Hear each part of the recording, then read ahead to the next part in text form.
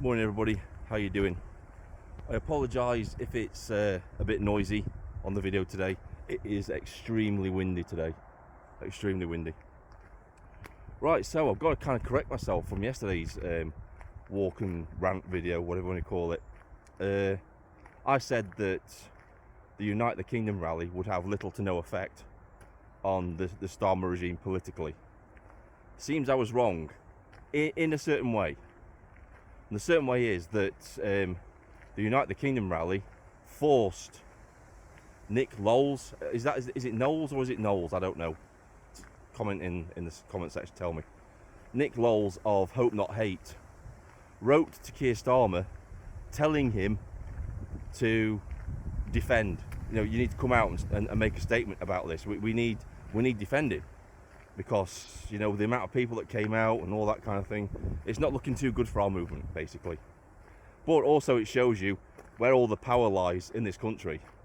Is he still a part of Hope Not Hate, or has he been kicked out? I think he was kicked out. But it's very telling. We'll say he's been kicked out.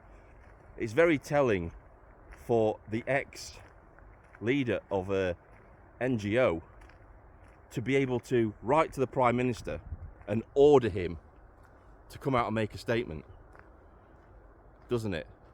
And you know why? You know why this is happening. It's because Nick Lowles has probably got all the dirt on Keir Starmer, and all Nick Lowles would have to do is say, "Look, if you don't come to our aid, then I'm just going to leak all of this dirt that I've got on you." So Keir Starmer came out, made a statement about the Unite the Kingdom rally. So Keir Starmer just came out and said that everybody at the Unite the Kingdom rally was a racist. That's what he said. He said they're racist. So however many people were there, you know, the estimates are between 500,000 to 1 million people. That's what Keir Starmer is labelling as racist. He said that the flag doesn't belong to us. It's a diverse flag. It's a flag of diversity, apparently, the Union flag, which is absolute bollocks. You know, is the St George's Cross a flag of diversity? It isn't, is it? You know, the cross of St George represents just one ethnicity, and that is the English. It's not a diverse flag at all. And here's something for all you people to think about as well. He calls it a flag of diversity. The Union flag only represents 3 ethnicities. That will be the Scottish, Irish, and the English. Now, a lot of people think that the red on the blue sections of the Union flag represents the Welsh. It doesn't. There are 3 distinct crosses within the Union flag. You've got the St Andrew's cross, which is of course the flag of Scotland.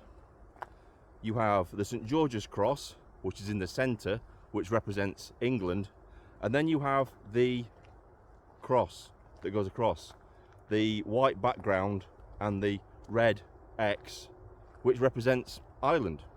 It's the flag of St Patrick. So when he says the flag represents diversity, he's talking out of his fucking arse. He doesn't know what he's talking about. Just like all the lefties, they have no clue what they're talking about. And oh boy, are they rattled. They are absolutely rattled. That rally, that turnout of patriots, and that's where the real strength came from. Not so much the people talking on the stage, because without the people that turned out to the rally, those people are nothing. It was the absolute magnitude of people that turned up to that rally that has sent shockwaves through our political class. It has. It really has. They are scared. They know they're on the ropes. They know their time is slowly edging away. So much so that there's now rumblings of Keir Starmer being ousted as Prime Minister. Now, this still isn't good news for us as patriots. Yeah, Keir Starmer will be gone. But unfortunately, we're most likely going to get somebody even worse than Keir Starmer. That there are no good people in the Labour Party that are going to save this country. I mean, there's talk of Andy Burnham, the mayor of Manchester, doing a leadership challenge. You know, anybody could at this point. Anybody could be prime minister at this point within that party. You look at you've got West Street in, you've got Angela Rayner's out of court. I don't know if she can still go for a leadership challenge, but there you go. But there's a whole host of absolute shite in the Labour Party. There's no saviour coming from the Labour Party whatsoever. We are doomed. We are doomed with the Labour Party. There's no doubts about that. But the good news is that these people will probably be so shit in the role that they won't last long. They won't last long at all.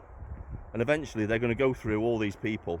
They'll probably go through more people than the Tories did when they were in. And eventually the party is just going to collapse. The whole government is just going to collapse like we saw in France. It'll collapse. There'll have to be a vote of no confidence in the regime, the Labour regime. So yeah, that's good news. It's good and bad news for us in a way.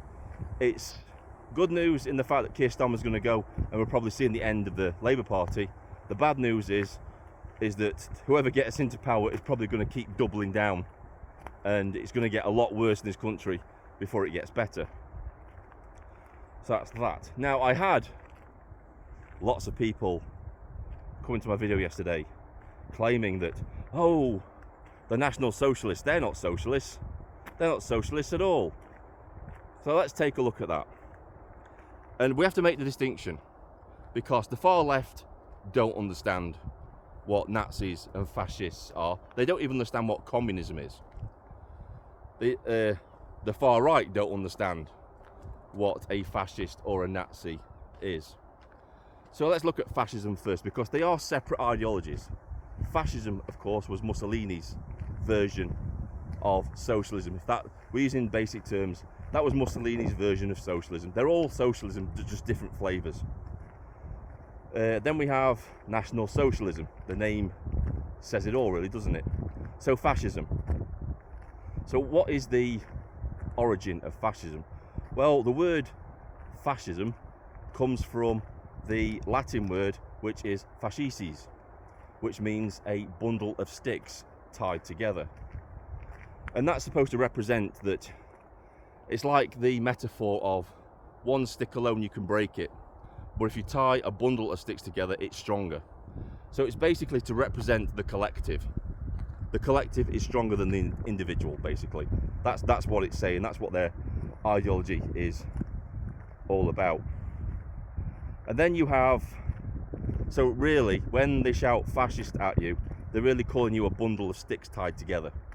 Not really the slur they think it is it? National Socialism. So I talked a little bit about this yesterday, but I'm going to take it down to its basic terms. Right, so basically, National Socialism is communism. It's communism with a racial element. They've taken ultra extreme nationalism and just attached it to socialism. That's what they've done. So the best way you can think about National Socialists, if you really want to think about what they really are, is very racist communists. That's what the National Socialists are. And you don't have to take my word for it. I've done a lot of research on this over the years. If you actually go and read Mein Kampf, which is the Austrian painters with one ball book, his idea, I read it to get into the mind of this man and really understand him. And if you've read the book, you'll understand that he's an absolute maniac. He's a lunatic. The book is all over the place. It doesn't make any sense, but he does highlight what his worldview is. And you can gather from the book that he's very, very racist towards the Jewish people, very racist towards those people. And he actually admires Stalin and Lenin. He admires them. He said their version of socialism was on the right track. They just didn't implement it properly. Now, where have we heard this before? You know, you can point, when you have an argument with a Marxist or a socialist or a communist, Marxist, socialist, communist, they're all the same thing really, aren't they? They're just on different tracks towards the same goal, really, aren't they? But right, if you have an argument with, let's say, a communist, and you say, well, you point to places like Cuba, you point to places like North Korea, you point to places like Russia, where it's an absolute shit show, and you'll say to them, well, look at those places, communism doesn't work. And then you'll always get the response back saying, well, it just wasn't implemented the right way. And this is the same attitude that the Austrian painter with one ball had. He looked at Stalin's communism and just said, yeah, he had the right idea, just didn't implement it in the correct way. So they have a lot in common. That the core belief of fascism, communism, and National Socialism basically is collectivism. It is the fact that the individual is less important than the collective and the state. That's what it all boils down to. If you take it down to its most simplest form, that's what it basically is. So, and the reason I'm saying all this is because when you get called a fascist or a Nazi, you can fire this back at these people now, because knowledge is firepower. We're in an ideological war with these people. And if you can go into an argument, a debate with these people, and know more about the subject than them, which isn't hard because they don't know anything. These people just turn up at a protest, they're given a placard that says fascist on it, and they'll chant whatever they're told to chant. This is probably why a majority of these people don't want to debate anybody, because they just don't know what they stand for. They have no clue what these buzzwords are that they're shouting at people. They haven't got a clue. You know, basically, if they're chanting Nazi scum off our street, they're basically chanting racist communist off our street. And I've got, a pretty good inkling that the majority of people, a good majority of the people, aren't racist racist communists that are at the march, at the United Kingdom march. So that's how you have to look at it. The Nazis were just extreme racist communists. That's what they were. I know lots of people are going to disagree with it, but I will post a video. I have found loads of videos over the years on this subject where people explain why the National Socialists were indeed socialists.